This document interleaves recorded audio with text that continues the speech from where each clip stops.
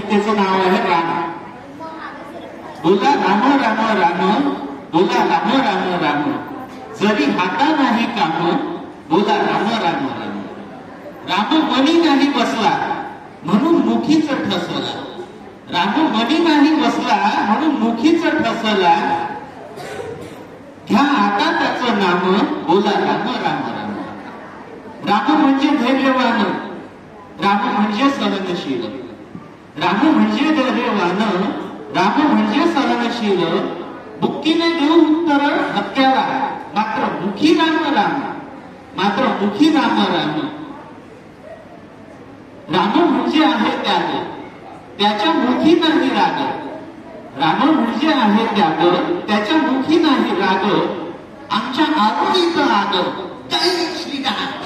म्हणजे आपण विद्यार्थी मित्रांनो, आपण जेव्हा एखादी आरोळी देतो कोणाला डिचवण्यासाठी देत नाही, पण असं आपण जेव्हा अशी आरोळी देतो ते कोणाला तरी डिचवायचं आहे अशी, म्हणून आमच्या आरोळीचा आग, मात्र मुखी राम राम. राम म्हणजे बंधुता, राम म्हणजे भावाभावांचे प्रेम, आमचे भावकीचे भांडण, आमचे भावकीचे वाद, मात्र मुखी राम राम, मात्र मुखी राम राम. राम म्हणजे एकवचनी, राम म्हणजे एकवचनी, मात्र त्याची कृती नाही पडणार पचनी. राम म्हणजे एकवचनी, मात्र त्याची कृती नाही पडणार पचनी, म्हणून मुखी घ्यायचे राम, म्हणून मुखी घ्यायचे राम, बोला नाम राम राम राम, बोला राम राम राम. राम होता एकनिष्ठ, राम एक पत्नी व्रता, राम होता एकनिष्ठ, राम होता एक पत्नी व्रता, हरिणीच्या कळपांना बघून आमचे भक्ती एकाग्रता, हरिणीच्या कळपांना बघून आमची भक्ती एकाग्रता.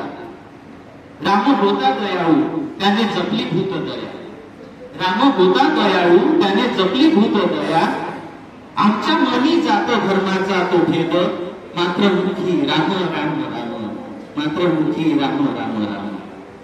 राम होता न्यायप्रिय, राम होता सत्यवचनी, राम होता न्यायप्रिय, राम होता सत्यवचनी, सत्याचीच हत्या करी आजचे न्यायाधीश, मात्र मुखी राम राम राम, मात्र मुखी राम राम राम. म्हणून मुखीचा ठसवा, म्हणून मुखीचा ठसवा, अन बोला राम राम, आमच्या कृतीतून नाही दिसला म्हणून राम देवालयात बसला, आमच्या कृतीतून नाही बसला म्हणून राम देवालयात बसला. आता जोडायचे हात आणि बोलायचे राम राम राम, राम राम राम. मित्रांनो, हे जेवढे काही महापुरुष आहेत, हे आपण यांना महापुरुष म्हणतो आणि नंतर देव बनवतो. या कवितेचा उद्देश हा एवढाच आहे की आपण गाडगे बाबा, त्याच्यानंतर तुकडोजी महाराज, आपल्या आजूबाजूला जे संत झाले त्यांनी आपल्याला अनेक गोष्टी चांगल्या सांगितल्या, पण आपण काय केलं, आपण त्यांचेच मंदिर बनवले. म्हणजे मंदिर बनवून देव बनवणं खूप सोपं असतं, पण त्यांचे गुण आत्मसात करणं खूप कठीण असतं. हाच या कवितेचा उद्देश होता. धन्यवाद.